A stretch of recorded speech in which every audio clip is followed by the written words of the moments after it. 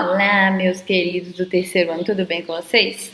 Eu estava já com saudade de vir aqui para falar com vocês, mas é isso, muito tempo de correria, quer dizer, falta de tempo, né? Correria tremenda, mas estou aqui. Nós vamos fazer hoje, semana 1 e 2 do PET volume 4. Eu vou ser bem rápida, bem sucinta, porque o tempo está curto e eu quero otimizar esse tempo. Nós vamos direto para as atividades, tá? Só para vocês não perderem, nós vamos aqui.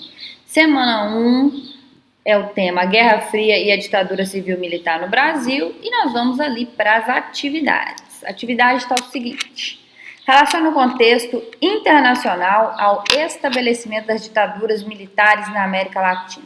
O contexto era o quê? O contexto era a Guerra Fria. E o que fez com que essas ditaduras militares se instalassem na América Latina? Após a Revolução Cubana e a posterior adoção do regime socialista, a Guerra Fria chegou à América e a preocupação dos Estados Unidos em conter o avanço do comunismo no continente se intensificou.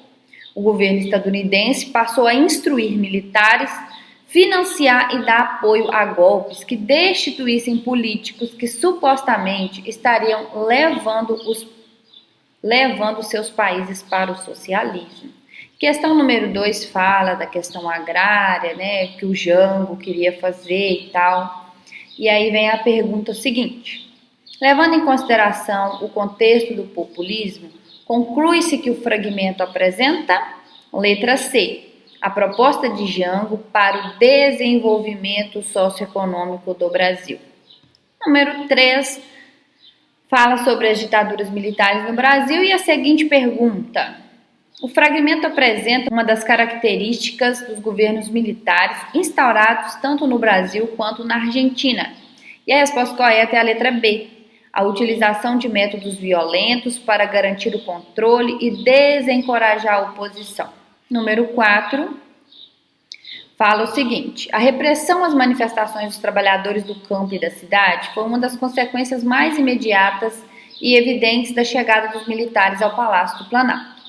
Houve intervenção nos sindicatos, prisão dos líderes mais destacados, fechamento por decreto de sindicatos rurais, além da proibição da existência de entidades intersindicais.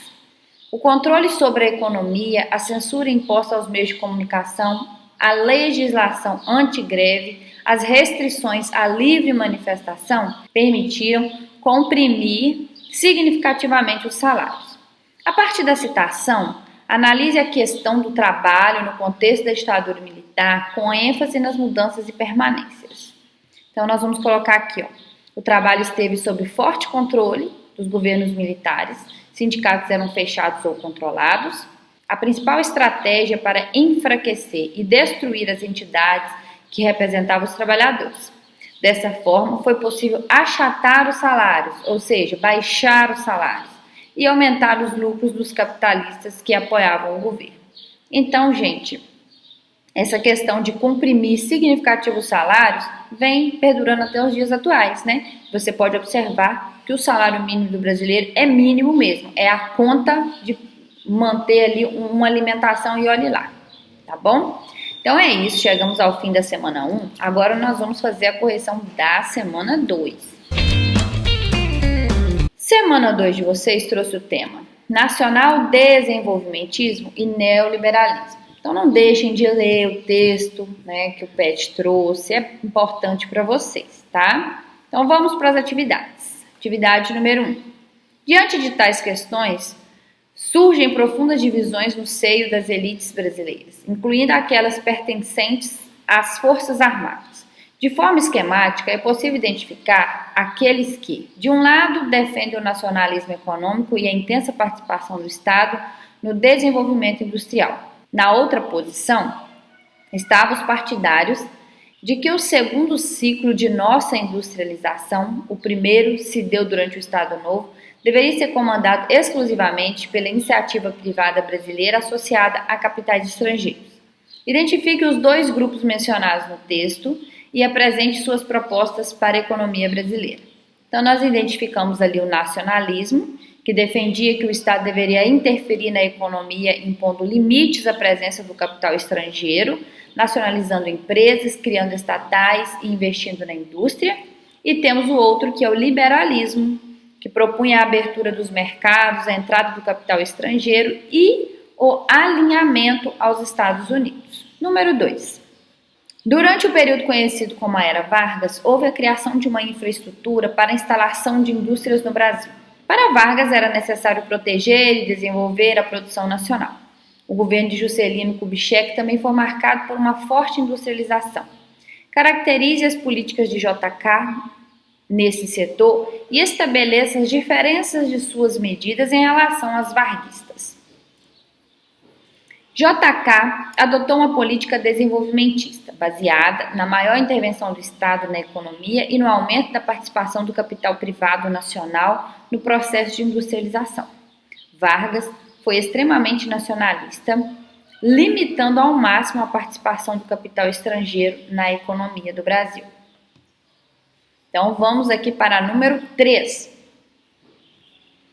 A partir de 1989, a América Latina incorpora o neoliberalismo. Este modelo, contestado por diferentes grupos e movimentos sociais, caracterizou-se neste continente por, resposta correta é a letra A, instaurar um conjunto de ideias político-econômicas que defendia a redução da ingerência do Estado na economia. Número 4. Nós temos aqui uma imagem de uma pessoa, um morador de rua talvez, dormindo na frente de um fast food. Do McDonald's, por exemplo, que é o símbolo, né, o exemplo da globalização de produtos, né, uma empresa norte-americana que está presente em todos os lugares do mundo. Número 4. A China se destaca pela produção de tecidos e de produtos eletrônicos. Considerando o que você estudou sobre as políticas neoliberais, estabeleça uma relação entre essa afirmação e a legenda da fotografia a seguir. A legenda fala o seguinte: sem teto da China, encontraram abrigo em restaurante de fast food. E aí a resposta ficou o seguinte: a implantação de políticas neoliberais envolveu a limitação de gastos com a previdência social, a diminuição de encargos trabalhistas e a abertura da economia a investimentos externos. Muitos países extinguiram as tarifas alfandegárias protecionistas e liberaram a entrada de produtos e de investimentos estrangeiros. Como consequência, houve o aumento da pobreza em diversas partes do mundo, inclusive com o aumento dos moradores de rua. Então é isso, minha gente. Chegamos ao fim da semana 1 e 2 do PET volume 4. Em breve eu estarei com vocês aqui para fazer o restante das semanas do PET 4. Conto com a compreensão, com a colaboração de vocês, né, por conta dos meus atrasos. E obrigada por estar sempre aqui. Beijo no coração e até a próxima.